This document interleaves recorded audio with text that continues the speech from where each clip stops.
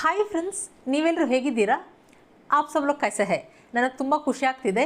ನನ್ನ ಚಾನಲ್ಗೆ 1,00,000 ಜನ ಸಬ್ಸ್ಕ್ರೈಬ್ ಆಗಿದ್ದಾರೆ. ಇದೆಲ್ಲ ನಿಮ್ಮ ಪ್ರೀತಿಯಿಂದ. ನಿಮ್ಮೆಲ್ಲರಿಗೂ ನನ್ನ ಹೃದಯಪೂರ್ವಕ ವಂದನೆಗಳು. ಈ ವಿಡಿಯೋದಲ್ಲಿ ಪ್ರತಿದಿನ ಬಳಸುವಂಥ ಕೆಲವು ವಾಕ್ಯಗಳನ್ನು ಕಲಿಯೋಣ. ಈ ವಿಡಿಯೋನ ಲೈಕ್ ಮಾಡೋದನ್ನು, ಕಮೆಂಟ್ ಮಾಡೋದನ್ನು ಮಾತ್ರ ಮರಿಬೇಡಿ. ನೀವೇನಾದರೂ ನನ್ನ ಚಾನಲ್ ಇನ್ನೂ ಸಬ್ಸ್ಕ್ರೈಬ್ ಆಗಿಲ್ಲ ಅಂದರೆ ಸಬ್ಸ್ಕ್ರೈಬ್ ಆಗಿ. ನೀನು ಹೇಗೆ ಮಾಡಿದೆ? ನೀನು ಹೇಗೆ ಮಾಡಿದೆ ಇದು ಸಿಂಪಲ್ ಪಾಸ್ಟ್ ಟೆನ್ಸ್ ಆಯಿತು. ನೀನು ಇಲ್ಲಿ ತುಮ್ನೆ ನೇ ಅಂತ ಬಳಸ್ತೀವಿ. ಸಿಂಪಲ್ ಪಾಸ್ಟ್ ಟೆನ್ಸಲ್ಲಿ, ಪಾಸ್ಟ್ ಪರ್ಫೆಕ್ಟ್ ಟೆನ್ಸಲ್ಲಿ ಮತ್ತು ಪ್ರೆಸೆಂಟ್ ಪರ್ಫೆಕ್ಟ್ ಟೆನ್ಸಲ್ಲಿ ನಾವು ನೇ ಅಂತ ಬಳಸ್ತೀವಿ. ಇಲ್ಲಿ ನೀನು ತುಮ್ನೆ, ಹೇಗೆ ಕೈಸೆ ಮಾಡಿದೆ, ಕಿಯಾ ಹೇಗೆ ಮಾಡಿದೆ, ಕೈಸೆ ಕಿಯಾ. ನೀನು ಹೇಗೆ ಮಾಡಿದೆ, ತುಮ್ನೆ ಕೈಸೆ ಕಿಯಾ. ಇದನ್ನೇ ನಾವು ಗೌರವದಿಂದ ಹೇಳಬೇಕಾದ್ರೆ ನೀವು ಹೇಗೆ ಮಾಡಿದ್ರಿ, ನೀವು, ಆಗ ಇಲ್ಲಿ ಆಪನೆ ಅಂತ ಬಳಸ್ತೀವಿ. ನೀವು ಆ, ಇಲ್ಲಿ ಸಿಂಪಲ್ ಪಾಸ್ಟ್ ಟೆನ್ಸಲ್ಲಿ ಹೇಳಬೇಕಾದ್ರೆ ಆಪನೆ ನೇ. ಹೇಗೆ ಮಾಡಿದ್ರಿ, ಕೈಸೆ ಕಿಯಾ. ಇಲ್ಲಿ ಹೇಗೆ ಮಾಡಿದೆ, ಹೇಗೆ ಮಾಡಿದ್ರಿ ಏಕವಚನದಲ್ಲಾಗಲಿ ಅಥವಾ ನಾವು ಗೌರವದಿಂದ ಹೇಳಬೇಕಾದ್ರೆ ಇಲ್ಲಿ ಹೇಗೆ ಮಾಡಿದೆ, ಹೇಗೆ ಮಾಡಿದ್ರಿ, ಹೇಗೆ ಮಾಡ್ದ, ಹೇಗೆ ಮಾಡಿದ್ಲು ಏಕವಚನದಲ್ಲಾಗಲಿ ಬಹುವಚನದಲ್ಲಾಗಲಿ ಗೌರವದಿಂದ ಹೇಳಬೇಕಾದ್ರಾಗಲಿ ಅಥವಾ ಪುಲ್ಲಿಂಗದಲ್ಲಾಗಲಿ ಸ್ತ್ರೀಲಿಂಗದಲ್ಲಾಗಲಿ ಬಳಸಬೇಕಾದ್ರೆ ಇಲ್ಲಿ ನಾವು ಹೇಗೆ ಮಾಡಿದೆ, ಹೇಗೆ ಮಾಡಿದ್ರಿ, ಹೇಗೆ ಮಾಡ್ದ, ಹೇಗೆ ಮಾಡಿದ್ಲು ಎಲ್ಲವನ್ನು ಕೂಡ ನಾವು ಕೈಸೆ ಕಿಯಾ ಅಂತ ಬಳಸ್ತೀವಿ. ನೀನು ಹೇಗೆ ಮಾಡಿದೆ, ತುಮ್ನೆ ಕೈಸೆ ಕಿಯಾ. ನೀವು ಹೇಗೆ ಮಾಡಿದ್ರಿ, ಆಪ್ನೆ ಕೈಸೆ ಕಿಯಾ. ರಮೇಶ್ ಹೇಗೆ ಮಾಡ್ದ, ರಮೇಶ್ನೇ ಹೆಸ್ರು ಜೊತೆ ನೇ, ರಮೇಶ್ನೇ ಕೈಸೆ ಕಿಯಾ. ಗೀತಾ ಹೇಗೆ ಮಾಡಿದ್ಲು, ಗೀತಾನೇ ಕೈಸೆ ಕಿಯಾ. ಇಲ್ಲಿ ನಾವು ಹೆಸ್ರು ಜೊತೆ ನೇ ಅಂತ ಬಳಸ್ತೀವಿ. ಹೇಗೆ ಮಾಡಿದೆ, ಹೇಗೆ ಮಾಡಿದ್ರಿ, ಹೇಗೆ ಮಾಡ್ದ, ಹೇಗೆ ಮಾಡಿದ್ಲು ಎಲ್ಲಕ್ಕೂ ಕೂಡ ನಾವು ಇಲ್ಲಿ ಕೈಸೆ ಕಿಯಾ ಅಂತ ಬಳಸ್ತೀವಿ. ನೀನು ಹೇಗೆ ಮಾಡಿದೆ, ತುಮ್ನೆ ಕೈಸೆ ಕಿಯಾ.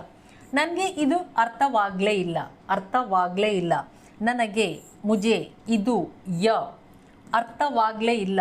ಅರ್ಥ ಸಮಜ್, ಅರ್ಥ ಆಗಲಿಲ್ಲ, ಸಮಜ್ ನಹಿ ಆಯಾ. ಅರ್ಥ ಆಗಲಿಲ್ಲ, ಸಮಜ್ ನಹಿ ಆಯಾ.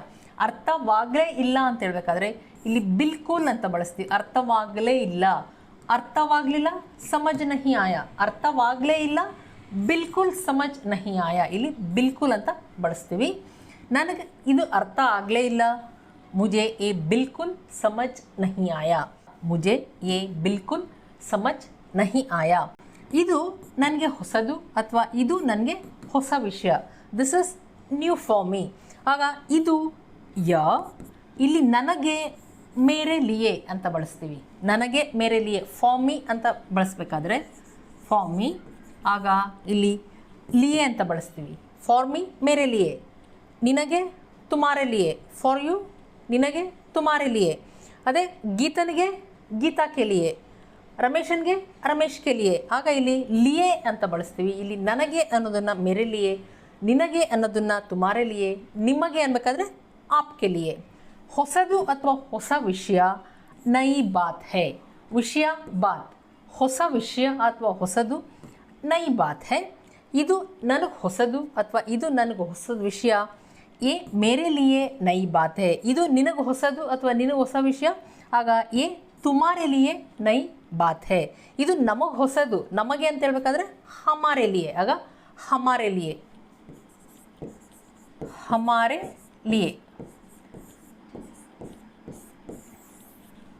ನಮಗೆ ಹೊಸದು, ಹಮಾರೆ ಲಿಯೆ ನಹಿ ಬಾತ್ ಹೈ. ಇದು ನಮಗೆ ಹೊಸದು, ಯ ಹಮಾರೆ ಲಿಯೆ ನಹಿ ಬಾತ್ ಹೈ. ಏ ಹಮಾರೆ ಲಿಯೆ ನಹಿ ಬಾತ್ ಹೈ ಅಂತ ಬಳಸ್ತೀವಿ. ನಾನು ಇದರ ಬಗ್ಗೆ ಆಮೇಲೆ ಯೋಚನೆ ಮಾಡ್ತೀನಿ. ನಾನು ಇದರ ಬಗ್ಗೆ ಆಮೇಲೆ ಯೋಚನೆ ಮಾಡ್ತೀನಿ. ನಾನು ಮೇ, ಇದರ ಬಗ್ಗೆ, ಬಗ್ಗೆ ಬಾರೆ ಮೇ, ಇದರ ಬಗ್ಗೆ ಇಸ್ ಬಾರೆ ಮೇ, ಇಸ್ ಬಾರೆ ಮೇ. ಅದರ ಬಗ್ಗೆ ಅಂದಾಗ ಉಸ್ ಬಾರೆ ಮೇ. ಆಮೇಲೆ ಬಾದ್ ಮೇ, ಯೋಚನೆ ಮಾಡ್ತೀನಿ. ಸೋಚುಂಗ ಪುಲ್ಲಿಂಗದಲ್ಲಿ, ಸೋಚುಂಗಿ ಸ್ತ್ರೀಲಿಂಗದಲ್ಲಿ. ಆಮೇಲೆ ಯೋಚನೆ ಮಾಡ್ತೀನಿ. ಬಾದ್ ಮೇ ಸೋಚುಂಗ ಪುಲ್ಲಿಂಗದಲ್ಲಿ ಇರ್ತೀವಿ, ಬಾದ್ ಮೇ ಸೋಚುಂಗಿ ಸ್ತ್ರೀಲಿಂಗದಲ್ಲಿ. ನಾನು ಇದ್ರ ಬಗ್ಗೆ ಆಮೇಲೆ ಯೋಚನೆ ಮಾಡ್ತೀನಿ. ಮೇ ಇಸ್ ಬಾರೆ ಮೇ ಬಾದ್ ಮೇ ಸೋಚುಂಗ ಪುಲ್ಲಿಂಗದಲ್ಲಿ, ಮೇ ಇಸ್ ಬಾರೆ ಮೇ ಬಾದ್ ಮೇ ಸೋಚುಂಗಿ ಸ್ತ್ರೀಲಿಂಗದಲ್ಲಿ ಬಳಸ್ತೀವಿ. ನನಗೆ ಸ್ವಲ್ಪ ಸಮಯ ಕೊಡು, ನನಗೆ ಸ್ವಲ್ಪ ಸಮಯ ಕೊಡು. ನನಗೆ, ಮುಜೆ ಸ್ವಲ್ಪ, ತೋಡ ಸಮಯ, ಸಮಯ ಕೊಡು, ದೋ. ನನಗೆ ಸ್ವಲ್ಪ ಸಮಯ ಕೊಡು, ಮುಜೆ ತೋಡ ಸಮಯ ದೋ, ಮುಜೆ ತೋಡ ಸಮಯ ದೋ. ನನಗೆ ಸ್ವಲ್ಪ ಸಮಯ ಕೊಡಿ ಅಂತ ನಾವು ಗೌರವದಿಂದ ಹೇಳಬೇಕಾದ್ರೆ ಇಲ್ಲಿ ದೀಜಿಯೆ, ದೀಜಿಯೆ. ಕೊಡು, ದೋ, ಕೊಡಿ, ದೀಜಿಯೆ. ಸ್ವಲ್ಪ ಸಮಯ ಕೊಡಿ, ತೋಡಾ ಸಮಯ ದೀಜಿಯೆ. ನನಗೆ ಸ್ವಲ್ಪ ಸಮಯ ಕೊಡಿ, ಮುಜೆ ತೋಡಾ ಸಮಯ ದೀಜಿಯೆ. ಈ ವಿಷಯ ನನಗೆ ಸರಿ ಅನ್ನಿಸ್ಲಿಲ್ಲ, ಈ ವಿಷಯ ನನಗೆ ಸರಿ ಅನ್ನಿಸ್ಲಿಲ್ಲ. ಈ ವಿಷಯ, ಈ ಯ ವಿಷಯ, ಬಾತ್ ನನಗೆ ಮುಜೆ ಸರಿ ಅನ್ನಿಸ್ಲಿಲ್ಲ. ಸರಿ ಟೀಕ್, ಅನಿಸುತ್ತೆ ಅಂದಾಗ ಟೀಕ್ ಲಗಿ, ನನಗೆ ಸರಿ ಅನಿಸ್ತು, ಮುಜೆ ಟೀಕ್ ಲಗಿ. ಅದೇ ಅನ್ನಿಸ್ಲಿಲ್ಲ ಅಂತ ಹೇಳಿದಾಗ ಇಲ್ಲಿ ನಹಿ ಅಂತ ಬಳಸ್ತೀವಿ. ನನಗೆ ಸರಿ ಅನ್ನಿಸ್ಲಿಲ್ಲ, ಮುಜೆ ಟೀಕ್ ನಹಿ ಲಗಿ. ಸರಿ ಅನ್ನಿಸ್ತು, ಟೀಕ್ ಲಗಿ. ಸರಿ ಅನ್ನಿಸ್ಲಿಲ್ಲ, ಟೀಕ್ ನಹಿ ಲಗಿ. ಈ ವಿಷಯ ನನಗೆ ಸರಿ ಅನ್ನಿಸ್ಲಿಲ್ಲ, ಏ ಬಾತ್ ಮುಜೆ ಟೀಕ್ ನಹಿ ಲಗಿ. ಇಲ್ಲಿ ನಹಿ ಲಗಿ, ಲಗಿ ಲಗ ಅಂತ ಬಳಸಲ್ಲ, ಲಗಿ ಅಂತ ಬಳಸ್ತೀವಿ. ಯಾಕಂದರೆ ಬಾತ್ ಅನ್ನೋದು ಸ್ತ್ರೀಲಿಂಗ, ಅದಕ್ಕೆ ಇಲ್ಲಿ ಲಗಿ ಅಂತ ಬಳಸ್ತೀವಿ. ಈ ವಿಷಯ ನನಗೆ ಸರಿ ಅನ್ನಿಸ್ಲಿಲ್ಲ, ಏ ಬಾತ್ ಮುಜೆ ಟೀಕ್ ನಹಿ ಲಗಿ. ಈ ವಿಷಯ ನನಗೆ ಸರಿ ಅನ್ನಿಸ್ತು ಅಂದಾಗ ಏ ಬಾತ್ ಮುಜೆ ಟೀಕ್ ಲಗಿ. ನೀನು ಯಾವಾಗಲೂ ತಡವಾಗಿ ಬರ್ತೀಯ, ನೀನು ಯಾವಾಗಲೂ ತಡವಾಗಿ ಬರ್ತೀಯ. ನೀನು ತುಮ್ ಯಾವಾಗಲೂ ಹಮೇಶ. ತಡವಾಗಿ, ತಡ ದೇರ್, ತಡವಾಗಿ ದೇರ್ಸೆ. ಬರ್ತೀಯ ಆತೆ ಹೋ, ಏಕವಚನದಲ್ಲಿ ಬೇಕಾದರೆ ಬರ್ತೀಯ ಆತೆ ಹೋ. ತಡವಾಗಿ ಬರ್ತೀಯ, ದೇರ್ಸೆ ಆತೆ ಹೋ. ಯಾವಾಗಲೂ ತಡವಾಗಿ ಬರ್ತೀಯ, ಹಮೇಶ ದೇರ್ಸೆ ಆತೆ ಹೋ. ನೀನು ಯಾವಾಗಲೂ ತಡವಾಗಿ ಬರ್ತೀಯ, ತುಮ್ ಹಮೇಶ ದೇರ್ಸೆ ಆತೆ ಹೋ. ನೀವು ಯಾವಾಗಲೂ ತಡವಾಗಿ ಬರ್ತೀರಾ ಅಂತ ಹೇಳಿದಾಗ ನೀವು ಆಪ್. ಹಮೇಶ ದೇರ್ಸೆ ಆತೆ ಹೇ, ಆಗ ಆತೆ ಹೇ, ಹೇ ಇಲ್ಲಿ ಬಿಂದು ಬರಬೇಕು. ಆತೆ ಹೇ, ಆತೆ ಹೋ. ನೀನು ಅಂತ ಬಳಸಿದಾಗ ಓ ಅಂತ ಬಳಸ್ತೀವಿ. ಅದೇ ನೀವು ಅಂತ ಬಳಸಿದಾಗ ಹೇ ಬಿಂದು ಬರಬೇಕು. ನೀವು ಯಾವಾಗಲೂ ತಡವಾಗಿ ಬರ್ತೀರಾ, ಆಪ್ ಹಮೇಶ ದೇರ್ಸೆ ಆತೆ ಹೇ. ಆಪ್ ಹಮೇಶ ದೇರ್ಸೆ ಆತೆ ಹೇ. ನನಗೆ ಸ್ಪಷ್ಟವಾಗಿ ಹೇಳು, ನನಗೆ ಸ್ಪಷ್ಟವಾಗಿ ಹೇಳು. ನನಗೆ ಮುಜೆ ಸ್ಪಷ್ಟವಾಗಿ, ಇಲ್ಲಿ ಸಾಫ್ ಸಾಫ್, ಸ್ಪಷ್ಟ ಅನ್ನೋದನ್ನು ಸಾಫ್, ಅದೇ 2 ಸಲ ಬಳಸ್ತೀವಿ. ಸಾಫ್ ಸಾಫ್, ಸ್ಪಷ್ಟವಾಗಿ ಹೇಳು. ಹೇಳು ಬತಾವೋ ಅಥವಾ ಬೋಲೋ. ನನಗೆ ಸ್ಪಷ್ಟವಾಗಿ ಹೇಳು, ಮುಜೆ ಸಾಫ್ ಸಾಫ್ ಬತಾವೋ, ಮುಜೆ ಸಾಫ್ ಸಾಫ್ ಬತಾವೋ. ಇದನ್ನು ಗೌರವದಿಂದ ಹೇಳಬೇಕಾದ್ರೆ ಸ್ಪಷ್ಟವಾಗಿ ಹೇಳಿ, ಆಗ ಬತಾಯಿಯೇ, ಬತಾಯಿಯೇ, ಬತಾಯಿಯೇ. ನನಗೆ ಸ್ಪಷ್ಟವಾಗಿ ಹೇಳಿ, ಮುಜೆ ಸಾಫ್ ಸಾಫ್ ಬತಾಯಿಯೇ ಅಥವಾ ಮುಜೆ ಸಾಫ್ ಸಾಫ್ ಬೋಲಿಯೇ, ಈ ರೀತಿಯಾದರೂ ಬಳಸ್ಬೋದು. ನಾನು ನಿನ್ನ ಮಾತು ಅರ್ಥ ಮಾಡ್ಕೊಳ್ತಿದ್ದೀನಿ, ನಾನು ನಿನ್ನ ಮಾತು ಅರ್ಥ ಮಾಡ್ಕೊಳ್ತಿದ್ದೀನಿ. ನಾನು ಮೇ ನಿನ್ನ ಮಾತು, ನಿನ್ನ ಇಲ್ಲಿ ತುಮಾರಿ, ತುಮಾರಿ ತುಮಾರ ಅಂತ ಬಳಸಲ್ಲ. ಯಾಕೆ ಹೇಳಿ, ಮಾತು ಬಾತ್ ಅನ್ನೋದು ಸ್ತ್ರೀಲಿಂಗ, ಅದಕ್ಕೆ ನಿನ್ನ ಮಾತು ತುಮಾರಿ ಬಾತ್. ಅರ್ಥ ಸಮಜ್ ಮಾಡ್ಕೊಳ್ತಿದ್ದೀನಿ ಅಂದಾಗ ಸಮಜ್ ರಹಾ ಹೂँ ಪುಲ್ಲಿಂಗದಲ್ಲಿ, ಸಮಜ್ ರಹಿ ಹೂँ ಸ್ತ್ರೀಲಿಂಗದಲ್ಲಿ. ನಾನು ನಿನ್ನ ಮಾತು ಅರ್ಥ ಮಾಡ್ಕೊಳ್ತಿದ್ದೀನಿ ಪುಲ್ಲಿಂಗದಲ್ಲಿ.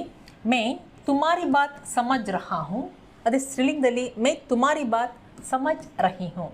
ಇದು ಕಂಟಿನ್ಯೂಸ್ ಫಾರ್ಮಲ್ಲಿದೆ, ಅದಕ್ಕೆ ಇಲ್ಲಿ ರಹಾ ಅನ್ನೋದು ಪುಲ್ಲಿಂಗದಲ್ಲಿ, ರಹಿ ಅನ್ನೋದು ಸ್ತ್ರೀಲಿಂಗದಲ್ಲಿ ಬಳಸ್ತೀವಿ. ಅದೇ ನಾವು ನಿನ್ನ ಮಾತು ಅರ್ಥ ಮಾಡ್ಕೊಳ್ತಿದ್ದೀವಿ ಅಂತ ನಾವು ಬಹುವಚನದಲ್ಲಿ ಹೇಳಬೇಕಾದ್ರೆ ಆಗ ನಾವು ಹಮ್, ಹಮ್ ತುಮಾರಿ ಬಾತ್ ಸಮಜ್ ರಹೆ ಹೇ, ಆಗ ರಹೆ ಅಂತ ಬಳಸ್ತೀವಿ.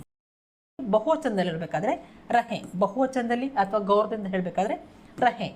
ರಹಾ ಹೂँ ನನ್ನ ಬಗ್ಗೆ ಹೇಳಬೇಕಾದ್ರೆ ಪುಲ್ಲಿಂಗದಲ್ಲಾದರೆ ರಹಾ ಹೂँ, ಸ್ತ್ರೀಲಿಂಗದಲ್ಲಾದರೆ ರಹಿ ಹೂँ. ಅದೇ ನಮ್ಮ ಬಗ್ಗೆ ಹೇಳಬೇಕಾದ್ರೆ ಆಗ ರಹೆ ಹೇ ಅಂತ ಬಳಸ್ತೀವಿ, ರಹೆ ಹೇ. ನಾನು ನಿನ್ನ ಮಾತು ಅರ್ಥ ಮಾಡ್ಕೊಳ್ತಿದ್ದೀನಿ. ಮೇ ತುಮಾರಿ ಬಾತ್ ಸಮಜ್ ರಹಾ ಹೂँ ಪುಲ್ಲಿಂಗದಲ್ಲಿ, ಮೇ ತುಮಾರಿ ಬಾತ್ ಸಮಜ್ ರಹಿ ಹೂँ ಸ್ತ್ರೀಲಿಂಗದಲ್ಲಿ. ಅದೇ ನಾವು ನಿನ್ನ ಮಾತು ಅರ್ಥ ಮಾಡ್ಕೊಳ್ತಿದ್ದೀವಿ ಅನ್ನೋದನ್ನು ಹಮ್, ಹಮ್ ನಿನ್ನ ಮಾತು ತುಮಾರಿ ಬಾತ್ ಅರ್ಥ ಮಾಡ್ಕೊಳ್ತಿದ್ದೀವಿ, ಸಮಜ್ ರಹೆ ಹೇ. ಹಮ್ ತುಮಾರಿ ಬಾತ್ ಸಮಜ್ ರಹೆ ಹೇ. ನಮಗೆ ತಡ ಆಗ್ತಿದೆ, ನಮಗೆ ತಡ ಆಗ್ತಿದೆ, ನಮಗೆ ಹಮೆ ಅಥವಾ ಹಮ್ಕೋ ಆದರೂ ಬಳಸ್ಬೋದು. ತಡ ದೇರ್, ತಡ ಆಗ್ತಿದೆ, ದೇರ್ ಓ ರಹಿ ಹೇ. ಇಲ್ಲಿ ರಹಿ ಅಂತ ಬಳಸ್ತೀವಿ, ರಹಾ ಅಂತ ಬಳಸಲ್ಲ. ಯಾಕಂದರೆ ದೇರ್ ಅನ್ನೋದು ಸ್ತ್ರೀಲಿಂಗ, ಅದಕ್ಕೆ ಇಲ್ಲಿ ರಹಿ.